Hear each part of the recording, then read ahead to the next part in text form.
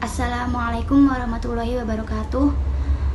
Yang terhormat Bapak Ahmad Aswabirin selaku dosen pengampu mata kuliah Telaah Kurikulum MI dan juga teman-teman yang saya sayangi. Pertama-tama marilah kita panjatkan puji syukur kehadirat Allah Subhanahu wa taala yang telah memberikan kenikmatan berupa kesehatan sehingga kita semua dapat mengikuti diskusi pada kali ini. Sholawat serta salam kita haturkan kepada junjungan Nabi Agung Muhammad Sallallahu Alaihi Wasallam yang telah kita nantikan syafaatnya kelak di yaumul qiyamah. Amin amin ya robbal alamin. Sebelumnya, perkenalkan kami dari kelompok 1 yang beranggotakan saya sendiri Lisa Nurul Qoniah selaku moderator, Mbak Afina Ramhawati selaku pemateri pertama, Mbak Nabila Nurkeli selaku pemateri kedua, dan Mas Arif Rahman selaku notulen. Langsung saja kita menuju pada materi kali ini, yaitu tipe-tipe kurikulum. Dipersilahkan kepada pemateri pertama, yaitu Mbak Afina Ramawati, untuk menyampaikan materinya. Baik, terima kasih. Sebelumnya saya akan menjelaskan tentang pengertian kurikulum sebelum beranjak ke tipe-tipe kurikulum. Nah, kurikulum berasal dari bahasa Inggris yang berarti curriculum, yang diorientasi dari bahasa Yunani curer yang berarti pelari dan curer yang berarti tempat berpacu. Nah, dalam istilah sendiri, kurikulum adalah suatu perangkat mata pelajaran yang terdiri atas program studi yang akan diberikan oleh suatu lembaga penyelenggara pendidikan di mana terdapat beberapa rancangan pembelajaran yang akan diperoleh oleh para peserta didik dalam satu periode jenjang pendidikan. Kemudian yang kedua adalah tipe-tipe kurikulum.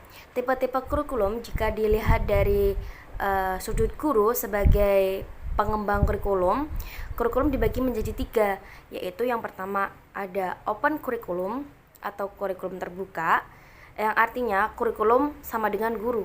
Jadi guru memiliki kebebasan untuk mengembangkan kurikulum sesuai dengan keinginan dan kemampuannya. Yang kedua ada closed kurikulum atau kurikulum tertutup. Maksudnya kurikulum yang sudah ditentukan secara pasti mulai tujuan, materi, metode, evaluasi dan lain-lain, dan guru tinggal melaksanakan apa adanya. Yang ketiga ada quid kurikulum atau kurikulum terbimbing, yang artinya kurikulum setengah terbuka dan setengah tertutup. Rambu-rambu pengajar telah ditentukan dalam kurikulum, akan tetapi guru masih diberi kemungkinan untuk mengembangkan lebih lanjut dalam kelas. Nah, menurut Nasution, tipe-tipe kurikulum juga dibagi menjadi 3. Yang pertama ada separated subject curriculum, yang kedua ada correlated curriculum, yang ketiga ada integrated curriculum. Nah, untuk penjelasan dari separated subject curriculum, yaitu segala bahan pelajaran yang disajikan dalam subjek atau mata pelajaran yang terpisah-pisah, yang satu lepas dari yang lain.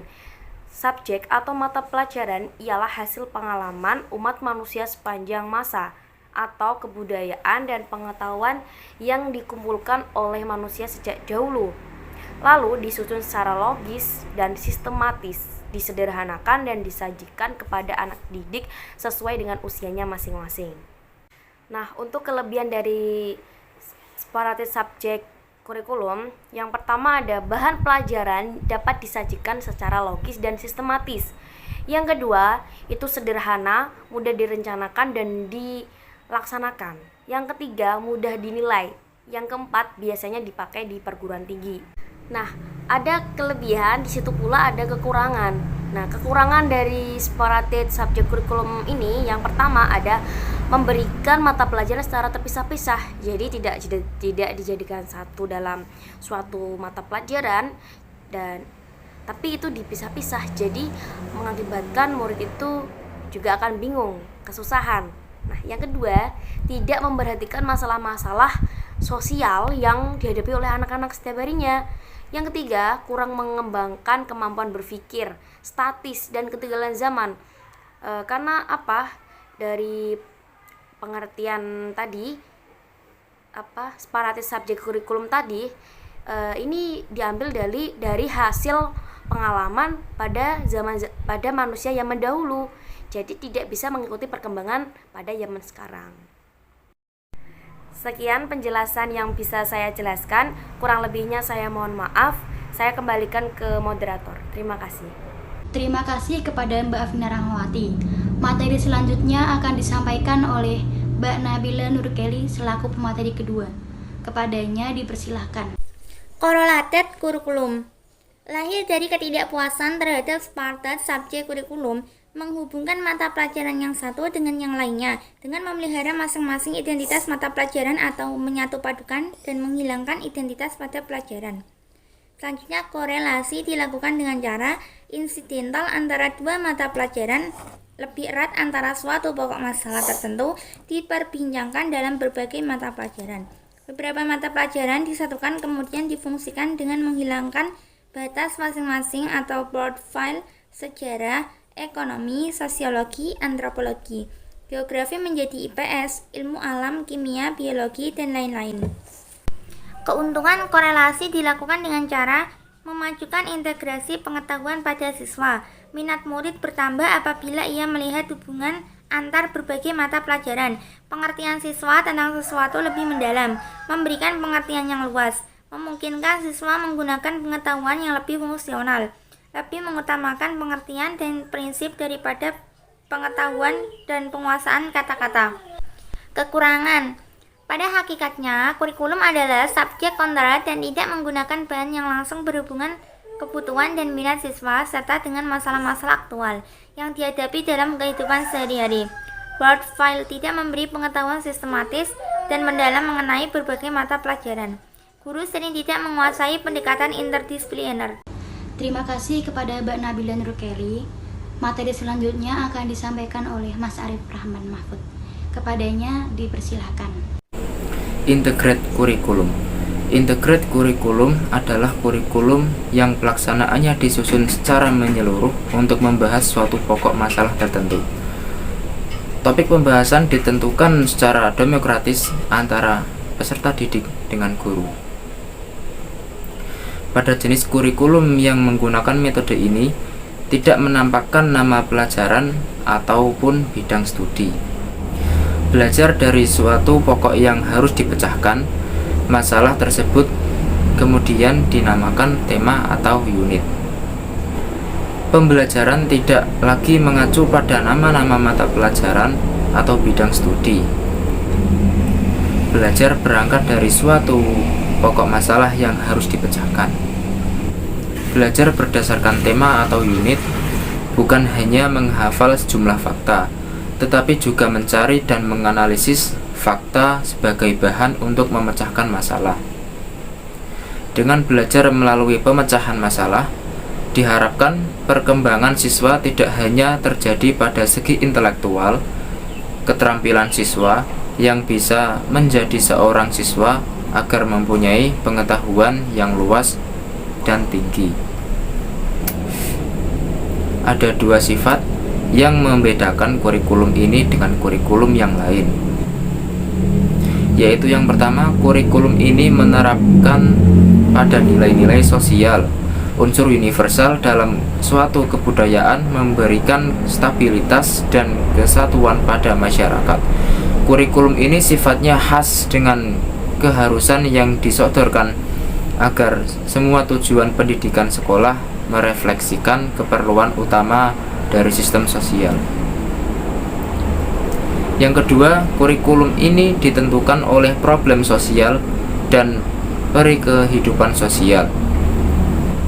Dalam bentuk murni, kurikulum ini merupakan penghalusan dan penyederhanaan dari unsur-unsur kebudayaan yang dimiliki oleh semua anggota masyarakat, hukum-hukum normatif, prinsip-prinsip deskriptif, fakta, dan sebagainya.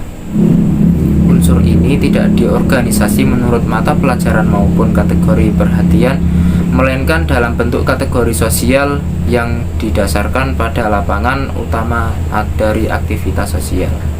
Menurut Profesor Dr. S. Nasution MA, menyatakan bahwa memang sekolah-sekolah modern sudah mulai berangsur-angsur meninggalkan kurikulum yang subject center karena menghasilkan pribadi yang harmonis.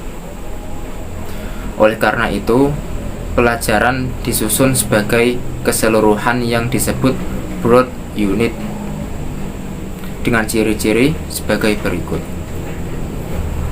Yang pertama, unit merupakan suatu keseluruhan yang bulat. Yang kedua, unit menghapus batas-batas pelajaran.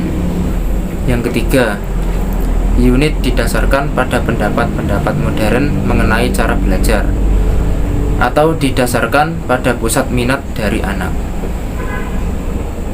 Yang keempat, unit didasarkan pada kebutuhan anak. Yang kelima, unit memerlukan waktu yang lebih panjang dibandingkan dengan mata pelajaran yang biasa dari kurikulum tradisional. Yang keenam, unit berdasarkan dari life center atau berhubungan dengan kehidupan. Adapun kelebihan dan kelemahan dari integrate kurikulum antara lain.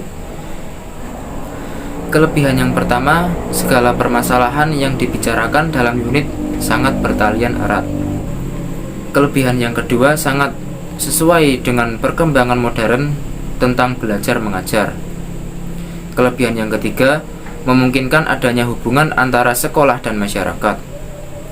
Kelebihan yang ketiga, sesuai dengan ide demokrasi, di mana peserta didik dirangsang untuk berpikir sendiri, bekerja sendiri, dan memikul tanggung jawab bersama serta kerjasama dalam kelompok.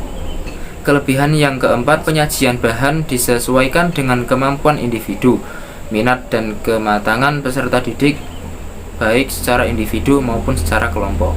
Untuk kelemahannya, yang pertama, pendidik atau guru tidak dilatih melakukan kurikulum seperti ini. Kelemahan yang kedua, organisasinya tidak logis dan kurang sistematis. Kelemahan yang ketiga, terlalu memberatkan tugas pendidik. Kelemahan yang keempat, kurang memungkinkan untuk melaksanakan ujian umum. Kelemahan yang kelima, peserta didik dianggap tidak mampu ikut serta dalam menentukan kurikulum. Kelemahan yang keenam, sarana dan prasarana yang kurang memadai untuk menunjang pelaksanaan kurikulum tersebut. Contohnya dalam jenis ini adalah dalam mata pelajaran elektronika. Di saat peserta didik disuruh untuk belajar membuat sebuah radio, maka peserta didik akan mengetahui sekaligus mempelajari hal-hal berkaitan dengan listrik, siaran, dan penerimaan informasi. Sekian materi dari saya kembalikan ke moderator. Terima kasih. Baik, cukup sekian materi yang dapat kami sampaikan. Saya mewakili kelompok 1. Apabila ada tutur kata yang kurang berkenan, mohon dimaafkan. Wassalamualaikum warahmatullahi wabarakatuh.